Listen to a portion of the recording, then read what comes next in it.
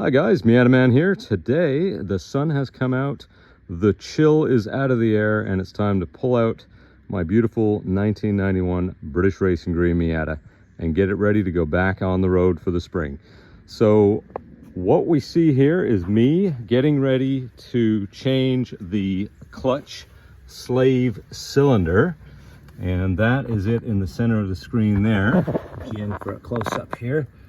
There we go. That's the offending part right there. Over the winter while it was in the garage, I noticed that the clutch master cylinder reservoir was almost empty, meaning that I have a leak down there.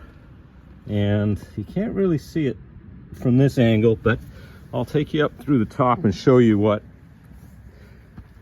I am seeing. So let me see if I can get this thing to focus for us here. That's easier said than done. There we go. So there it is, looking at it from the top side. You can see the coil, the coil of brake line there that goes to the clutch slave cylinder. And when it leaks right onto the subframe down here in the center.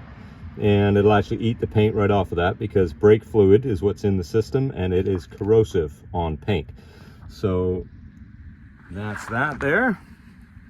Now the clutch master cylinder is right here, and as you can see, there's just a tiny bit of fluid left at the bottom,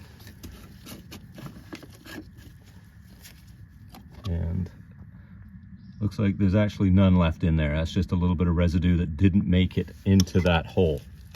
So we are going to swap out both the clutch master cylinder today and the clutch slave cylinder, and each are held on by a couple of 12mm nuts on this one and a couple of 12mm bolts on the bottom end where the slave cylinder is.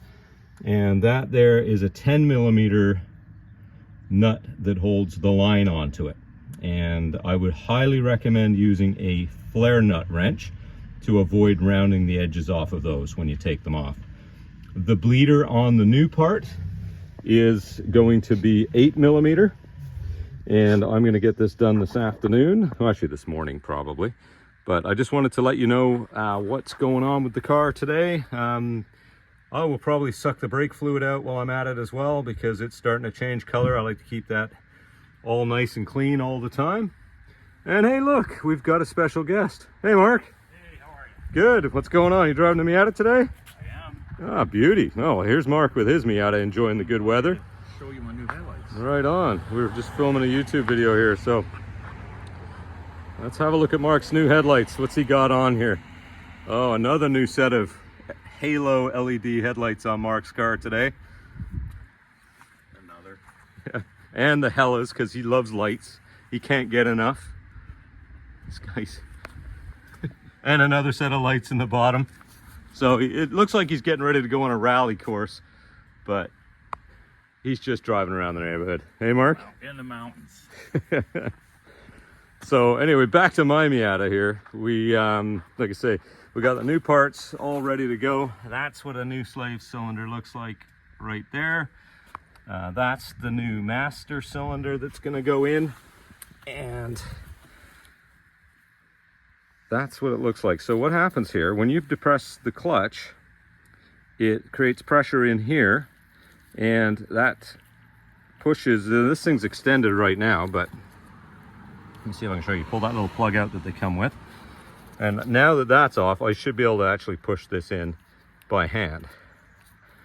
So when you press on the clutch, that creates pressure within the cylinder here, and it pushes this out.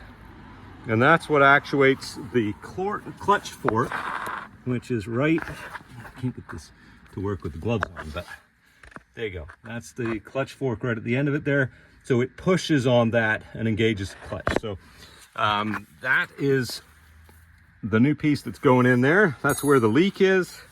And that's what I'm going to be tackling this morning. The other thing that after sitting all winter, a new battery. So that's the, after everything else is done, the battery's going to go in. and this thing will be tip top and ready to go. Other things that I want to check as well are tire pressures, because they do lose a little bit over time, and it's always a good idea to make sure that anytime, you should check them regardless of whether the car's sitting or being driven.